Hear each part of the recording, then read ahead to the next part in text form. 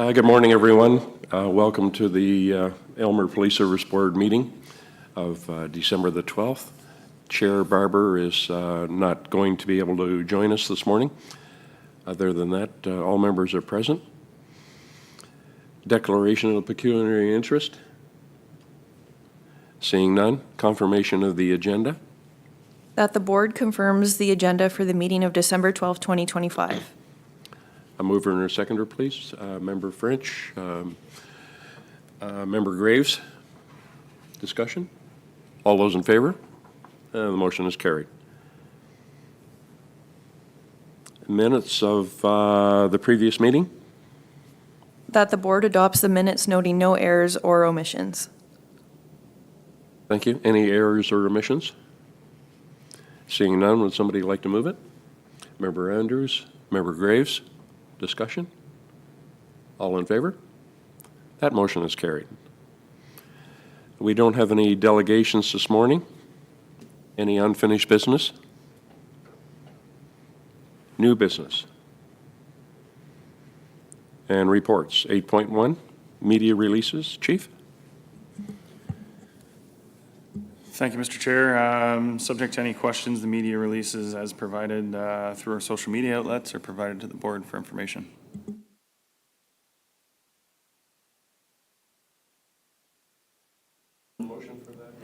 That the media releases provided by the Chief of Police be received for information. Moved by Member French, Member Andrews. Discussion? All in favor? Carried.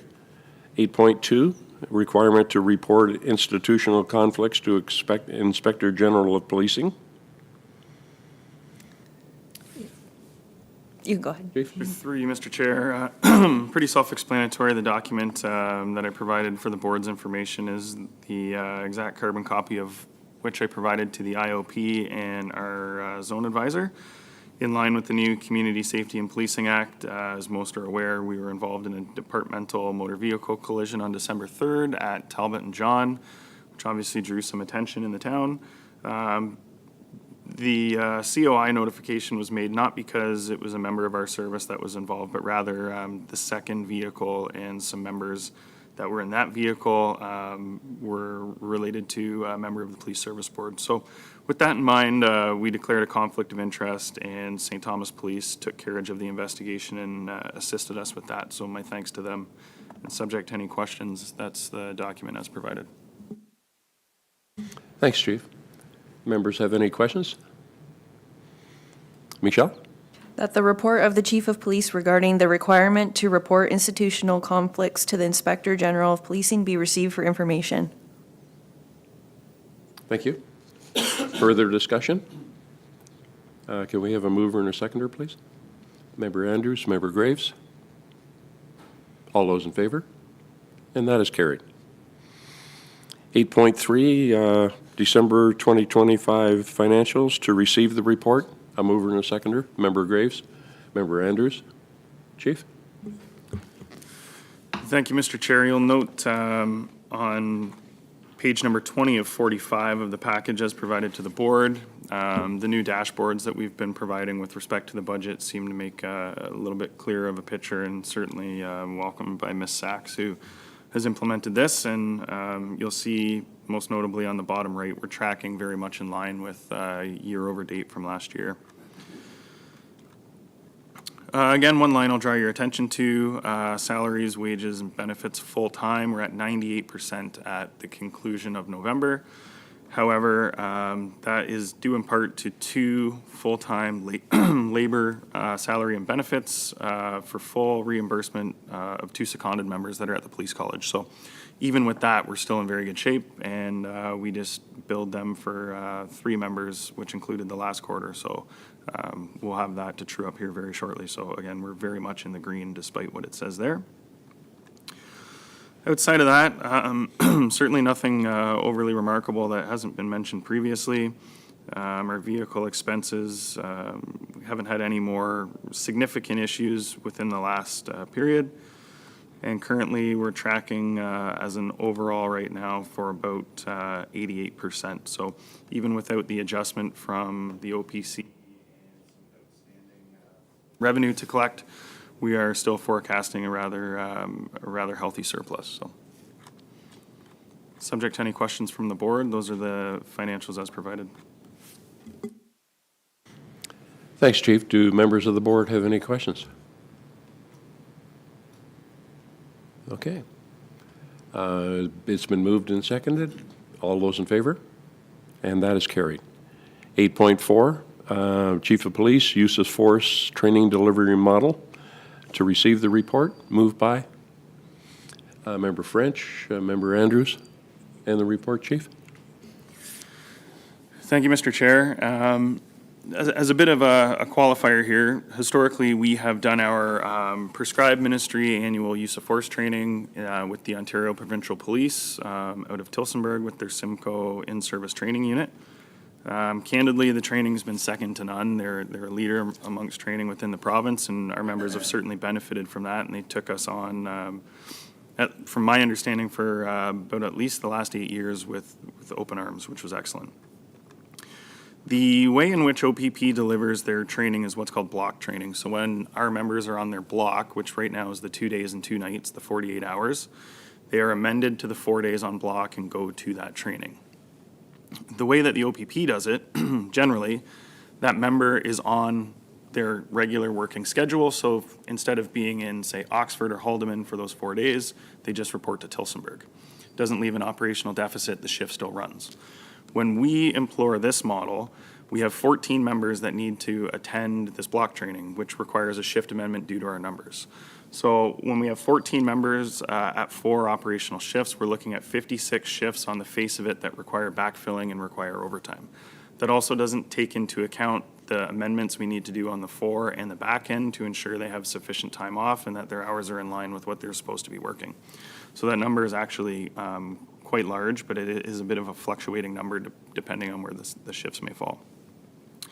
So through some partnerships with the St. Thomas Police Service, we entered into discussions about what a training model, like a hybrid training model with them would look like, and certainly ran the numbers to see where our cost benefit would be. St. Thomas does it in a different fashion that the members train on scheduled days off. So they do shift training on a Sunday when they'd be on their days off. They're compensated with training time in their bank in lieu. That training time cannot be used unless the shift is at sufficient staffing, thereby not having overtime. So we have embarked on this. We've come to terms with St. Thomas on how we're going to deliver this, and effectively our platoons are going to marry up with their platoons. And through crunching the numbers on what this looks like for us on the front line, we're looking at minimum 500 operational hours returned to frontline policing. So obviously there's a cost benefit with the overtime that we're going to save, but there's also a visibility component where we're now going to have that third officer on the platoon on the street, and they're not going to be taking time when basically we don't have people to backfill it, and thereby costing us either overtime or Chris or I working. And as you know, the normal working person at about 80 hours for the year, that's about 25% of one FTE that's going to be returned for operational deployment. Very well received. Some of the things, and one of the bigger considerations on an operational standpoint that both Chris and I discussed, was we are on the same radio channel as St. Thomas.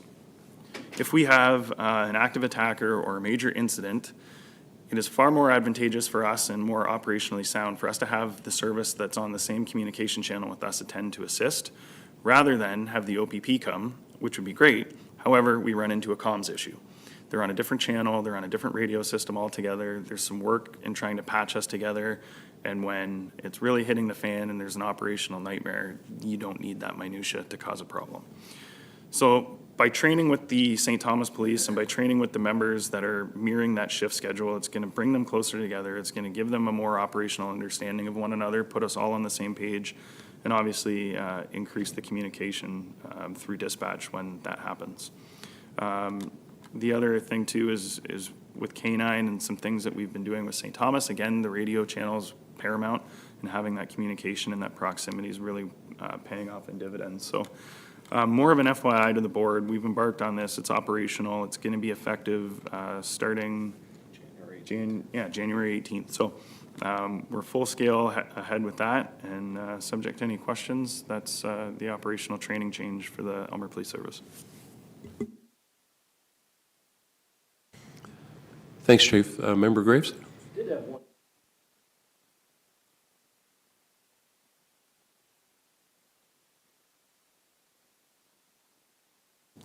Yeah, so we actually, within our last collective bargaining agreement, there was some language that was put in there with respect to training, that if we put training days on days off, that they're compensated simply in time for the banks rather than in a monetary fashion, so that we can maintain the fiscal accountability on that aspect. So we also did an environmental scan ahead of actually fully going ahead with this. We communicated it out, we met with the shifts, we met with many of our members, heard feedback on both sides of it, and at the end of the day, I can say as recently as yesterday, the deputy was approached by two of our members who actually thanked this change and are very much looking forward to it. So by all accounts, we're looking forward to increasing that relationship, increasing the training, and I think it's going to be good for everybody. Thanks, Chief. Any other questions? Okay. All those in favor? And that motion is carried. 8.5, Christmas Care Funding Request to receive the report. Moved by Member Andrews, Member French. Chief. Thank you, Mr. Chair. In partnership with the Aylmer Police Association, the deputy and myself are looking to sponsor two families within Aylmer for Christmas. Regardless of this funding request, that is still going to happen. However, recognizing that the board and the service is in a fiscally positive position for the year, we're simply requesting a supplemental donation of $500 if the board sees fit to supplement that. And again, we're going 50-50 with the association and both the deputy and myself, and we just want to make sure that a couple people have a good Christmas that otherwise may not. So subject to any questions, that's our request of the board. Thanks, Chief. Any questions? I have one, Chief. Cram the Cruiser is tomorrow. In the ads that have gone out so far, it doesn't mention anything about receiving cash donations. Are they acceptable? Yeah, thanks for the question. Yeah, I mean, handling cash is always it adds a different element to it. We're happy to do it, and certainly people do it.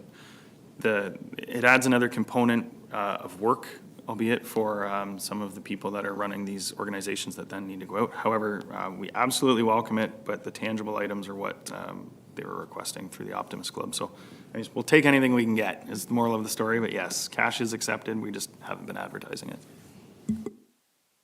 Thank you. Further questions? All those in favor? And that is carried. Correspondence 9.1 to 9.4, resolution to receive. Moved by Member Andrews, Member French.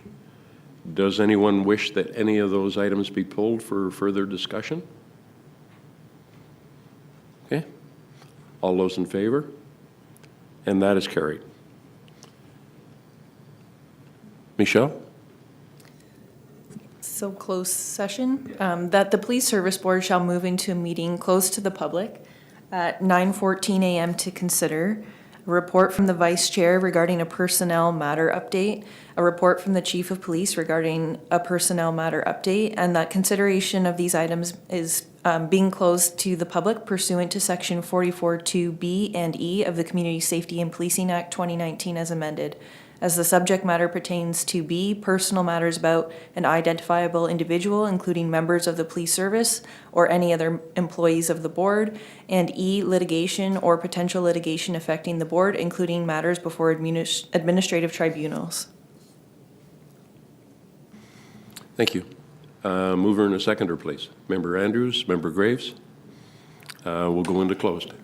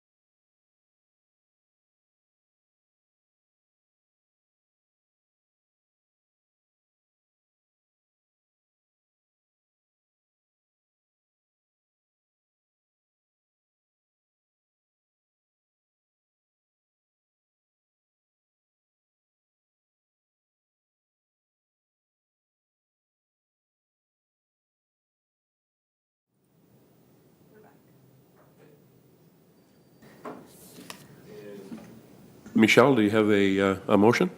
That the board rise from the meeting close to the public at 9:49 a.m. and reports the following. That the board receive the reports of the chief of police and the vice chair regarding personnel matter updates, and that the board provided confidential direction to the chief of police and the vice chair. Thank you. Mover and a seconder to accept. Member French, Member Andrews. Discussion? All in favor? And that's carried. And to adjourn, That the board now adjourn at 9:49 a.m. moved by Member French, Member Graves. Everyone happy? All in favor? And that's carried. Thank you.